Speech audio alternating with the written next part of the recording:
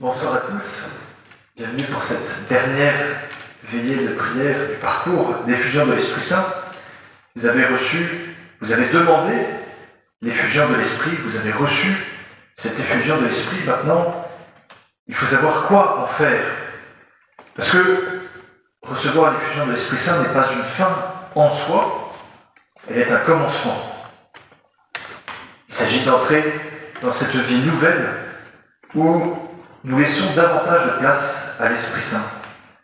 C'est un peu comme si, avant, on avançait dans une barque à la rame, que ça prenait du temps, que ça prenait des forces, on se fatiguait assez vite, et qu'on a pris conscience qu'en fait, il y avait une brise qui soufflait, et qu'il suffisait de lever un mât, d'accrocher une voile, et de se laisser porter là où souffle le vent.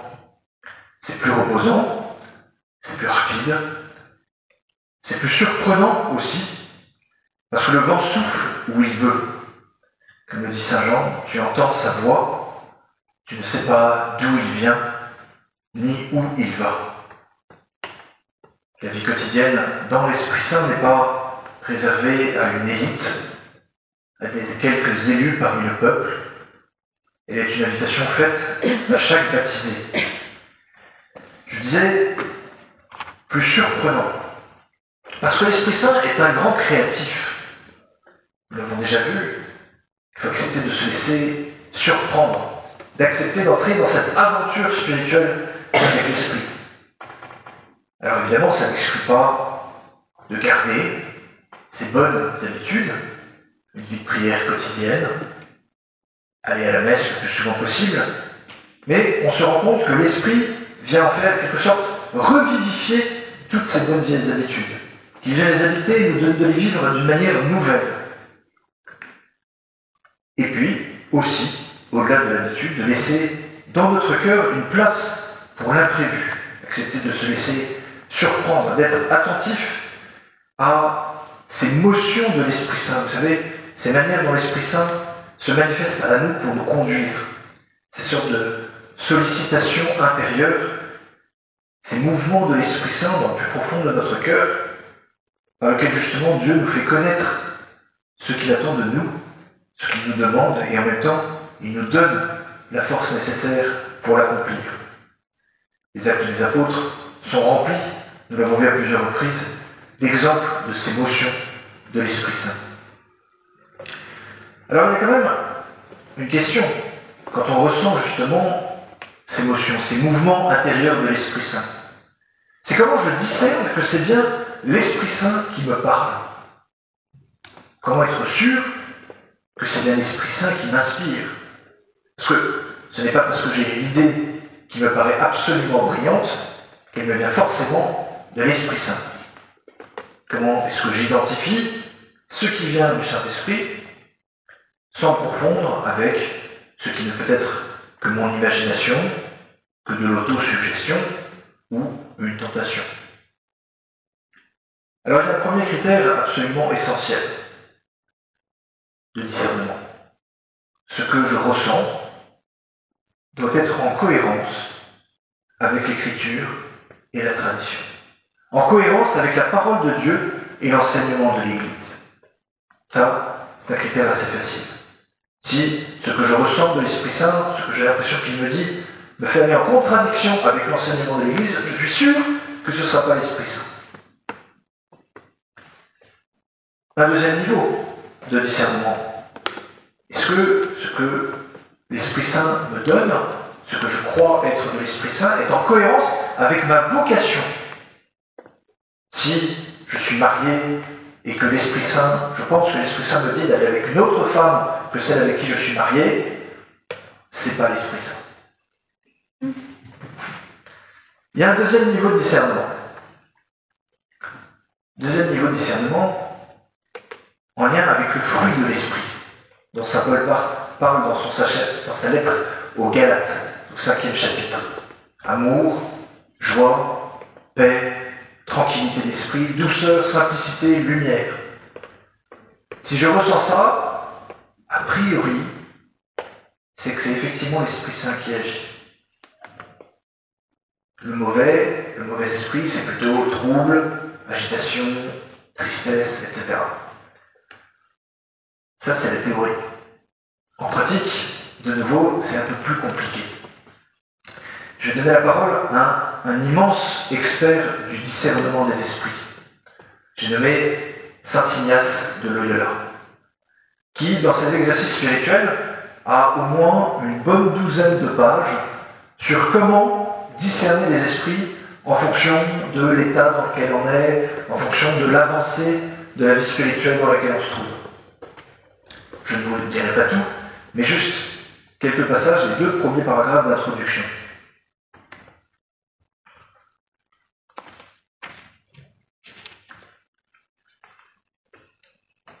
Première règle du discernement des esprits. Il précise que c'est à l'égard des personnes qui vont de péché mortel en péché mortel, pour qui la conduite ordinaire de l'ennemi est justement de leur proposer des plaisirs apparents, leur occupant l'imagination, afin de les retenir et de les plonger plus avant dans leurs vices et dans leurs péchés. En gros, si vous avez une immense habitude de faire le mal et d'enchaîner dans le mal, eh bien le mauvais esprit va continuer à vous entretenir, mais en vous faisant ressentir de la joie, du plaisir, dans évidemment ce qui n'est que le péché. Alors que le bon esprit, l'action du Saint-Esprit, au contraire, agit d'une manière opposée. Il aiguillonne et mord la conscience en leur faisant ressentir les reproches de la raison. En gros, si je suis en état de péché, je vais ressentir du plaisir à continuer, donc ce n'est pas le Saint-Esprit. En revanche, le Saint-Esprit va agir justement en me faisant ressentir que je suis dans un mauvais état. Donc je vais ressentir un certain malaise, je ne vais pas être bien, parce que j'ai la conscience qui est titillée, qui est accrochée, mordue par l'action de l'Esprit Saint. Deuxième règle. Là, pour les personnes qui travaillent courageusement à se purifier de leurs péchés et qui vont de bien en mieux dans le service de Dieu notre Seigneur. Ben là, c'est l'inverse. Le bon et le mauvais esprit opèrent en sens inverse de la règle précédente. Car c'est le propre du mauvais esprit de leur causer de la tristesse et des tourments de conscience, d'élever devant elles des obstacles, de les troubler par des raisonnements faux, afin d'arrêter leur progrès dans le chemin de la vertu. Au contraire, c'est le propre du bon esprit de leur donner du courage et des forces, de les consoler, de leur faire répandre des larmes, de leur envoyer de bonnes inspirations, de les établir dans le calme, leur facilitant la voie et levant devant elles tous les obstacles, afin qu'elles avancent de plus en plus dans le bien. Vous aurez reconnu les fruits de l'esprit de saint Paul. Alors je ne vous lis pas les 10 pages suivantes, mais je vous recommande ce petit ouvrage, ce sont les exercices spirituels de saint Ignace, ouvrage de référence qui doit se trouver dans toute bonne bibliothèque. Une fois qu'on a discerné que la motion venait bien de l'Esprit Saint, il faut bien se rendre compte qu'en réalité, le discernement, justement, est impossible si on n'a pas une vie de prière solide. Parce que le fondement de la vie de l'Esprit, c'est la prière. Thérèse d'Avila, la grande Thérèse, disait « Si j'avais compris qu'un si grand roi habite ce petit palais de mon âme, je ne l'aurais jamais laissé aussi souvent seul. » Avoir rendez-vous chaque jour avec le Seigneur. Il s'agit évidemment de s'adapter à son emploi du temps. Ça ne sert à rien de faire 2 heures d'oraison en remplacement au moment où je dois m'occuper des enfants. Ce n'est pas le but. Le but, c'est de s'adapter, d'adapter son emploi du temps, d'adapter sa prière à son état de vie.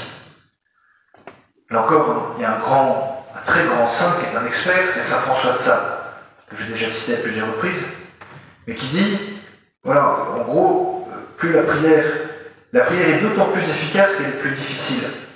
Il dit, saint François de Sales, une once de prière dans la sécheresse porte plus de fruits que 100 livres dans la consolation. Le même dit d'ailleurs, une demi-heure d'oraison est nécessaire chaque jour, sauf quand on est très occupé. À ce moment-là, il faut faire 1 heure. Saint François de Sales, il a eu comme fille spirituelle, avec une immense amitié qui les alliait au fur et à mesure, Jeanne de Chantal. Jeanne de Chantal qui était veuve et qui voulait s'initier justement à l'oraison, à la vie spirituelle. Et elle s'était dit au début, eh bien, puisque maintenant ça y est, j'ai décidé de faire l'oraison chaque jour, et donc, elle se levait plus tôt, elle faisait lever en même temps tous les domestiques de la maison pour lui préparer ses bonnes, pour lui préparer son bain, pour lui préparer nettoyer etc. Et ensuite, ça y est, elle était prête pour faire l'oraison. Sauf qu'elle avait embêté tous ses domestiques 1 heure plus tôt, alors qu'ils travaillaient déjà tard le soir. Saint François de Sales, quand il a appris ça, évidemment, il dit, alors attendez, non, on ne va pas faire ça. Donc vous allez laisser vos domestiques dormir, et vous allez vous réveiller toute seule, plutôt. Votre prière, votre vie spirituelle ne doit pas être un poids pour les autres. Ça ne doit pas être un poids pour votre maisonnée.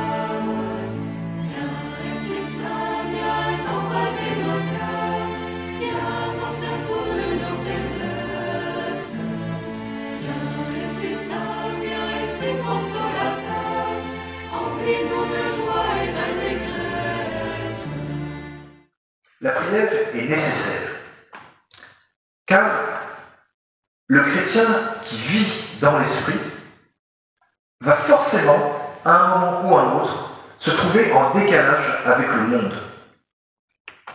C'est ce que je dis souvent au début des baptêmes, pour faire prendre conscience aux parents qui baptisent un tout petit. Est-ce que vous êtes conscient que vous le mettez mal à l'aise pour le reste de sa vie ? Parce qu'il va vivre dans le monde sans être du monde. À contre-courant de ce que le monde pense. Je ne sais plus quel humoriste disait que être dans le vent était une ambition de feuille morte. Le chrétien, lui, est comme un saumon qui remonte le courant pour aller à la source. Et évidemment, ça demande parfois de prendre de la distance par rapport à son entourage, voire des ruptures avec ce que le monde propose. Le pape François donnait quelques exemples de cette forme de martyr, qui n'est pas un martyr sanglant, mais qui est un martyr social, martyr de l'honnêteté, martyr de la patience dans l'éducation des enfants, martyr de la fidélité dans l'amour. Être dans le monde, mais non pas du monde, ne veut pas dire non plus qu'on se coupe de ce monde. Parce qu'il faut l'aimer, ce monde. Il faut l'aimer tel qu'il est, mais l'aimer suffisamment pour ne pas le laisser dans l'état dans lequel il est. Nous ne nous réfugions pas dans une sorte de cocon protecteur entouré uniquement de gens qui pensent comme nous, comme des spirituels désincarnés. Le but, c'est d'avoir effectivement la tête dans le ciel, mais les pieds bien sur terre, bien incarnés, avec le Christ. Vivre dans l'esprit, aimer ce monde, suppose une véritable liberté. Comme le dit saint Paul dans sa deuxième lettre aux Corinthiens, là où est l'Esprit de Dieu, là est la liberté. L'Esprit nous aide à découvrir dans nos vies ce qui est encore soumis à l'esprit du monde. Quelles sont les idoles qui nous retiennent encore? L'argent, les médias, les idéologies diverses. la politique, la santé, Internet, l'écran, toutes ces idoles, tout ce qui n'est que créature et que nous mettons sur un piédestal. L'Esprit Saint vient en fait réordonner notre vie, nos priorités. C'est une nouvelle liberté que Jean-Paul II exprime ainsi. Lorsque, sous l'influence de l'Esprit, les hommes découvrent cette dimension divine de leur vie, ils sont en mesure de se libérer de tous les déterminismes, de toutes les idéologies du monde. C'est un paradoxe. En acceptant d'être pleinement dépendant de Dieu, je deviens libre. Le chrétien, qui vit de son baptême, qui vit de l'Esprit Saint, est le plus libre des hommes. Et la liberté va avec la vérité, vers laquelle justement l'Esprit nous conduit. Suivre le Christ, lui qui est le chemin, la vérité, la vie. Cela implique d'accepter de changer, d'être en chemin justement, de ne pas rester immobile, d'accepter de se convertir. Alors évidemment, recevoir régulièrement le sacrement de la réconciliation, c'est une des clés de la vie dans l'esprit. Chaque confession est un peu comme une nouvelle effusion de l'Esprit Saint. Vivre dans la vérité, la liberté avec l'Esprit, permet justement d'opérer ce basculement, où c'est l'Esprit qui prend le gouvernail de nos vies. Il y met de l'ordre. J'ai dit, il réordonne nos priorités. On aurait tort, en fait, de croire que l'Esprit Saint est juste le roi de l'improvisation. Au contraire, il met de l'ordre, il permet d'organiser, de préparer, de prioriser. Et ensuite, une fois qu'on est bien prêt, on s'est bien préparé, l'Esprit vient nous surprendre. Il vient nous apprendre l'humilité, rétablir l'unité entre nous, esprit d'unité et de communion.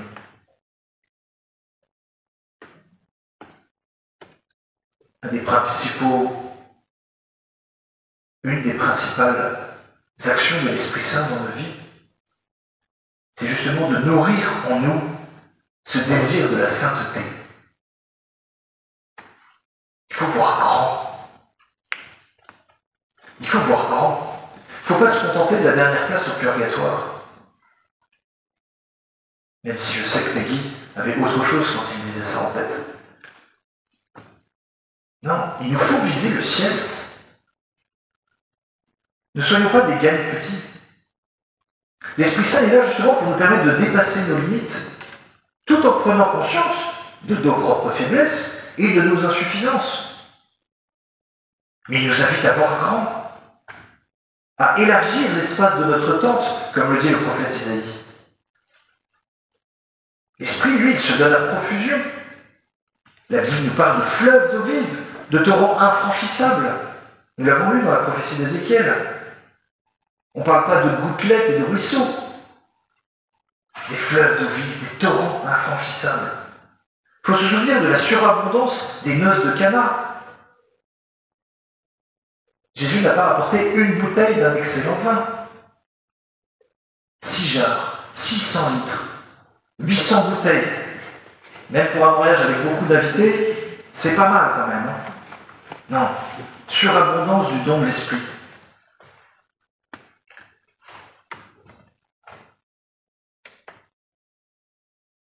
Profitons de cette surabondance. Laissons-le habiter en nous, justement, pour qu'il fasse de nous des témoins. Un témoin ne témoigne pas tout seul. On le répète, un chrétien seul est un chrétien en danger de mort. Un chrétien ne prie pas seul, n'est pas dans une relation individuelle face à Dieu. Lorsque nous prions le Père, nous disons notre Père, ensemble. Donc il faut que le chrétien se nourrisse avec ses frères, qu'il participe à des groupes de prière, des groupes de partage biblique. Il ne faut pas hésiter à s'investir ensemble dans le service de la charité. La charité vécue est le signe par excellence de la présence de l'Esprit. Je disais, l'Esprit fait de nous des témoins. C'est la mission que nous avons reçue à la Pentecôte. Vous allez recevoir une force, a dit Jésus, celle de l'Esprit Saint qui descendra sur vous. Vous serez alors mes témoins à Jérusalem, dans toute la Judée et la Samarie et jusqu'aux extrémités de la terre. Cet appel à évangéliser, le Christ l'avait préparé. Ne vous tourmentez pas, a-t-il dit à ses apôtres, pour savoir comment vous défendre, comment parler, car l'Esprit Saint vous enseignera à cette heure ce qu'il faudra dire. Vous êtes la lumière du monde, avons-nous entendu dans l'Évangile mardi dernier. On n'allume pas une lampe pour la mettre sous le boisseau, on la met sur le lampadaire et elle brûle pour tous ceux qui sont dans la maison. Ainsi votre lumière doit-elle briller devant les hommes, afin qu'ils voient vos bonnes œuvres et glorifient votre Père qui est aux cieux.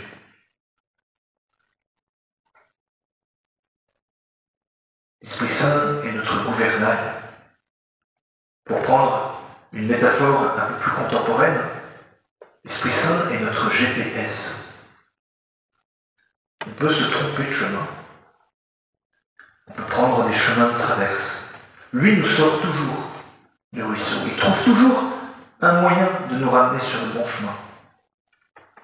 Il nous rattrape. Il peut nous proposer plusieurs itinéraires. Chaque itinéraire qui convient le mieux à ce que nous sommes. Mais toujours avec le but d'arriver à destination. Cela implique deux choses. Ne pas avoir peur de ses faiblesses, car c'est précisément par là que le Christ passe. Et ne pas prendre non plus prétexte de ses faiblesses pour justifier sa paresse, pour ne pas agir. Non, ça c'est trop pour moi. Non, je suis pas assez bien pour ça. Non, je suis trop faible. Allez demander à un tel plutôt. Moi non. Je n'hésiterai pas à mettre mon orgueil dans mes faiblesses, afin que la puissance du Christ habite en moi. Saint Paul dans sa deuxième lettre aux Corinthiens. Alors qu'il avait justement demandé à Dieu de supprimer sa faiblesse, le Seigneur lui avait répondu « Ma grâce te suffit, car ma puissance se déploie dans ta faiblesse. Elle donne toute sa mesure dans la faiblesse. » Pierre Boursat, fondateur de la communauté d'Emmanuel, disait « Tant qu'on n'a pas compris qu'on n'est qu'un pauvre type, on n'a rien compris. » Laissez l'Esprit Saint passer par cette faiblesse, passer par cette faille pour venir habiter en nous. Que dire après cela, nous dit saint Paul dans son 8e chapitre de la lettre aux Romains.